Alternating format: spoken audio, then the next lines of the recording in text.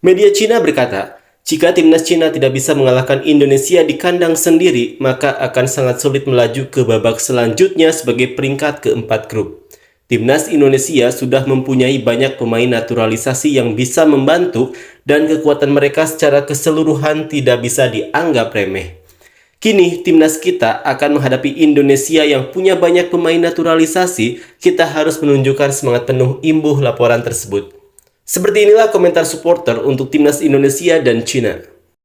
Kejujuran itu seringkali sulit untuk diterima.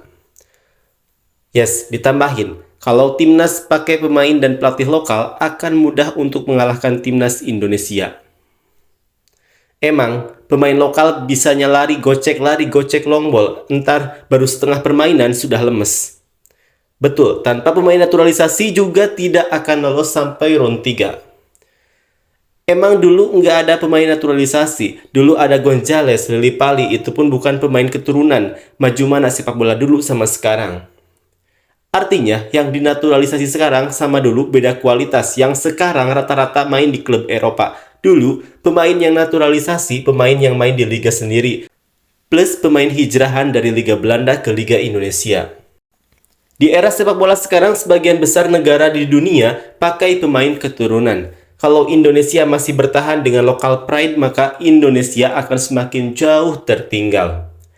Pemain naturalisasi yang bisa pegang timnas Indonesia. Kalau tanpa pemain naturalisasi, itu tim akan hanyut terus. Jujur saya tidak merendahkan timnas dan tidak memuji tim Cina. Harus diakui semenjak banyak pemain naturalisasi, timnas Indonesia mengalami banyak kemajuan. Sependapat kita, tanpa naturalisasi kita belum bisa berbuat banyak. Kalau hanya mengharapkan saja, rasanya memang belum mampu, apalagi buat mentas di Piala Dunia, masih jauh dari harapan.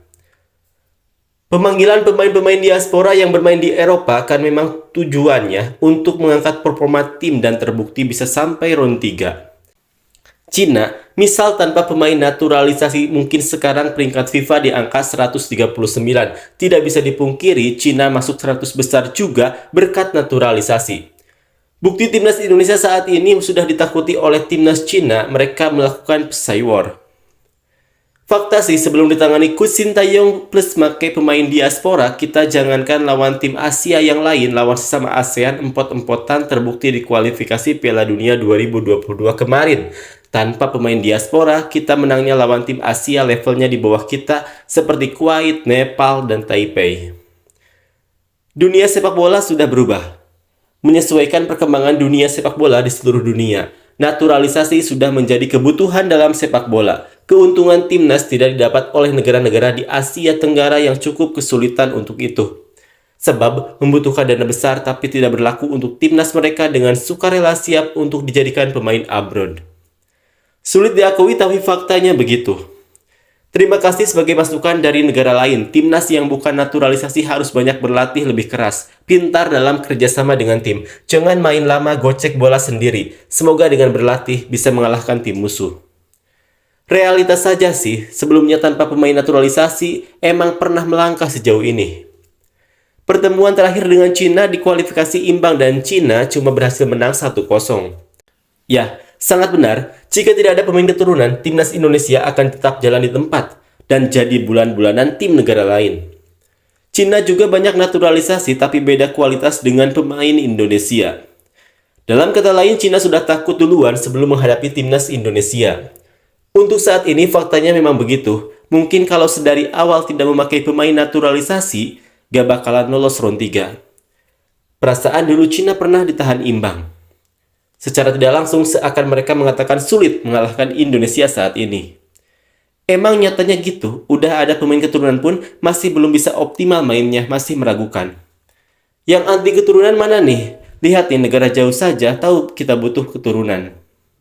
Tanpa keturunan juga gak akan sampai round 3 dan gak perlulah masuk perhitungan Cina di babak ini. Jadi gak usah ngomongin keturunan di babak ini. Indonesia ya Indonesia. Cina sudah mulai ketakutan ancang-ancang dengan tidak meremehkan timnas Indonesia. Ingat ya, bukan naturalisasi, tapi keturunan. Kalau naturalisasi tidak ada darah Indonesia, terus dinaturalisasi menjadi WNI. Beda seperti Malaysia 50% naturalisasi.